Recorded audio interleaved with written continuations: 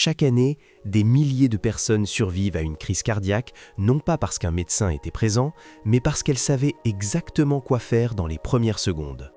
Ce que vous allez découvrir aujourd'hui pourrait un jour faire toute la différence, non seulement pour vous, mais pour quelqu'un que vous aimez.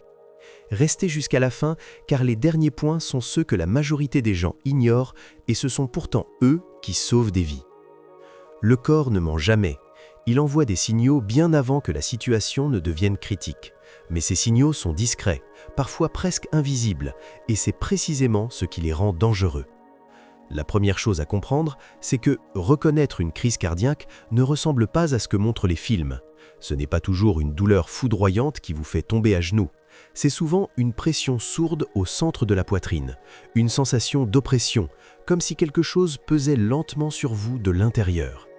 Cette gêne peut apparaître et disparaître, ce qui amène beaucoup de personnes à la minimiser, à se dire que c'est de l'indigestion, de la fatigue, rien de grave. Mais si cette sensation dure plus de quelques minutes, ou si elle revient, votre corps vous envoie un message que vous ne pouvez pas vous permettre d'ignorer. D'autres signes accompagnent parfois cette pression, une difficulté à respirer même sans effort physique, une douleur qui remonte vers l'épaule, le cou ou la mâchoire, des sueurs froides, des vertiges ou des nausées. Chez les femmes et les personnes plus âgées, la douleur peut se manifester dans le dos ou l'abdomen, sans aucune sensation dans la poitrine. Richard, 74 ans, était assis tranquillement dans sa cuisine quand il a senti une tension étrange sous la clavicule, quelque chose qu'il aurait facilement confondu avec un reflux gastrique. Puis il a remarqué qu'il ne pouvait pas prendre une grande inspiration et ses mains ont commencé à transpirer. Il avait lu que les crises cardiaques ne ressemblent pas toujours à ce qu'on imagine, alors au lieu d'attendre, il a agi. Cette décision a peut-être été la plus importante de sa vie. Le corps murmure avant de crier, et ces murmures sont votre première et parfois votre seule fenêtre d'action. Dès que vous ressentez une combinaison de ces symptômes, arrêtez ce que vous faites, asseyez-vous et prenez la décision qui vient ensuite.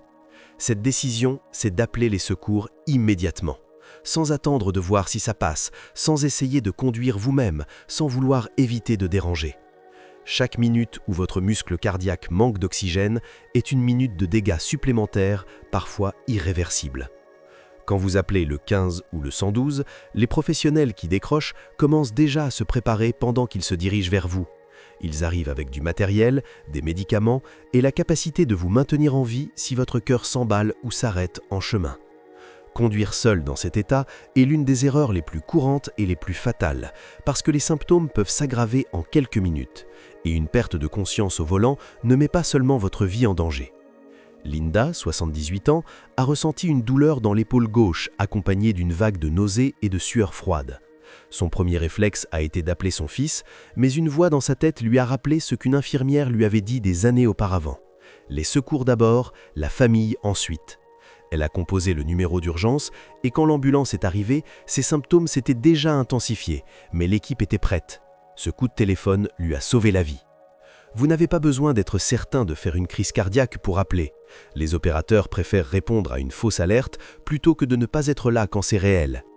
Gardez votre téléphone toujours à portée de main. Et si vous vivez seul, familiarisez-vous avec la fonction d'appel d'urgence, accessible même depuis l'écran verrouillé. Si vous regardez cette vidéo et que vous trouvez ces informations précieuses, abonnez-vous maintenant et activez la cloche de notification, car chaque semaine, nous partageons des contenus qui peuvent changer une vie, peut-être la vôtre, peut-être celle d'un proche, et vous ne voudriez pas manquer ça. Après avoir appelé les secours, la prochaine action à faire est simple mais redoutablement efficace. Mâchez un comprimé d'aspirine. Pas l'avaler entier, le mâchez lentement, même si vos mains tremblent. Si vous n'êtes pas allergique et que vous ne prenez pas d'anticoagulants qui le contre-indiqueraient, un comprimé d'aspirine standard de 325 mg peut significativement augmenter vos chances de survie. L'aspirine agit en fluidifiant le sang, ce qui ralentit ou empêche la croissance d'un caillot en train de bloquer une artère coronaire, soit la cause directe de la crise. En mâchant le comprimé plutôt qu'en l'avalant, vous accélérez son absorption et ces quelques minutes gagnées peuvent suffire à limiter les dégâts avant l'arrivée des secours. Joe, 72 ans, a senti une pression se répandre de sa poitrine vers son cou un matin ordinaire. Il se souvenait d'un comprimé d'aspirine dans le tiroir de la cuisine, il s'est assis l'a mâché calmement et a attendu les paramédicaux.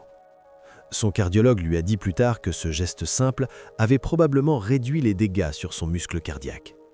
Gardez de l'aspirine à portée, dans le tiroir de nuit, dans la cuisine, et vérifiez régulièrement que les comprimés ne sont pas périmés.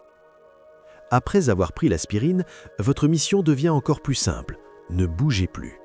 Asseyez-vous ou allongez-vous dans la position la plus confortable et la plus stable possible, dos soutenu, pieds à plat, bras relâchés.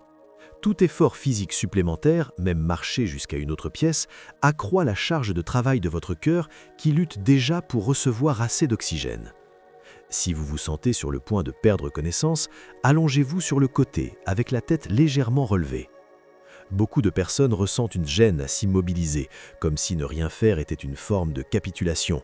Mais dans ces instants, l'immobilité est une décision active et courageuse. Alice, 81 ans, a senti une pression irradier à travers sa poitrine, et son premier réflexe a été de ranger la cuisine avant que les secours arrivent. Mais elle s'est souvenue des mots de son médecin. « Si tu penses que c'est ton cœur, assieds-toi, tout le reste peut attendre. » Elle s'est laissée tomber dans son fauteuil et a attendu sans bouger. Cette immobilité, elle l'a appris plus tard, a probablement évité que ses symptômes ne dégénèrent en arrêt cardiaque complet. Si vous pouvez le faire sans vous épuiser, déverrouillez votre porte d'entrée pendant que vous en avez encore la force. Cela peut sembler anecdotique, mais une porte verrouillée oblige les secours à forcer l'entrée, ce qui coûte du temps, parfois plusieurs minutes précieuses. Paul, 76 ans, a appelé le 15, mâché une aspirine et déverrouillé sa porte en moins de 2 minutes. Les paramédicaux lui ont dit que ce simple geste leur avait permis d'intervenir 30 secondes plus tôt et d'éviter une effraction qui aurait tout retardé. Si marcher jusqu'à la porte vous demande trop d'efforts, ne le faites pas, restez assis et concentrez-vous sur votre respiration. Mais si vous êtes proche de l'entrée et que vous vous sentez encore stable, c'est l'une des actions les plus utiles que vous puissiez faire pour les personnes qui viennent vous aider. Pensez également à activer le haut-parleur de votre téléphone une fois les secours appelés, pour pouvoir parler sans tenir l'appareil contre votre oreille. Cela réduit l'effort physique, libère vos mains et permet à l'opérateur d'entendre ce qui se passe autour de vous, votre respiration, vos mouvements, votre état général. Chaque smartphone aujourd'hui dispose d'une fiche médicale d'urgence, accessible même depuis l'écran verrouillé, sur iPhone comme sur Android. Cette fiche peut contenir vos allergies, vos médicaments, vos pathologies et un contact d'urgence. Suzanne, 79 ans, a perdu connaissance quelques instants avant l'arrivée des secours. Grâce à sa fiche médicale configurée sur son téléphone, les paramédicaux ont immédiatement su qu'elle était diabétique et allergique à la pénicilline. Cela leur a évité de lui administrer quelque chose de dangereux et leur a permis de contacter sa fille en quelques secondes. Configurer cette fiche prend moins de 5 minutes et peut peser très lourd dans la balance. Enfin, la dernière chose que vous pouvez faire, et souvent la plus sous-estimée, c'est de contrôler votre respiration. La panique est une réaction naturelle face à une telle situation, mais elle aggrave les choses en accélérant votre rythme cardiaque et en augmentant la consommation d'oxygène de votre cœur. Respirez lentement par le nez pendant 4 secondes, marquez une courte pause, puis expirez doucement par la bouche pendant 6 secondes. Répétez ce cycle en vous concentrant uniquement sur ce mouvement. Ce n'est pas une technique magique, c'est une ancre physiologique qui calme le système nerveux et peut aider à stabiliser un rythme cardiaque perturbé par le stress. Franck, 83 ans, a senti la douleur arriver comme une vague et a failli céder à la panique. Mais il s'est souvenu d'un exercice respiratoire que son médecin lui avait appris lors d'un bilan de routine. Il s'y est accroché, inspirant et expirant lentement en gardant son attention sur ce seul rythme. Quand les secours sont arrivés, son cœur était encore instable, mais il n'était pas en arrêt. Il a dit plus tard « Je me répétais juste « Reste calme, reste en vie ». Vous pouvez pratiquer cette respiration n'importe quand, devant la télévision, avant de dormir, dans une salle d'attente. Plus elle devient familière, plus votre corps y reviendra instinctivement dans un moment de crise. Ces 7 étapes forment une chaîne. Reconnaître les signes précoces, appeler les secours sans attendre, mâcher une aspirine, s'immobiliser, déverrouiller sa porte, utiliser son téléphone avec intelligence et ralentir sa respiration. Ensemble, elles ne garantissent rien, mais chacune d'elles vous donne un peu plus de temps, un peu plus de contrôle et un peu plus de chance que la situation se termine bien. Partagez ce contenu avec quelqu'un à qui vous tenez, parce que ce type d'information n'a de valeur que si elle circule, et la prochaine personne à en avoir besoin pourrait être quelqu'un que vous aimez.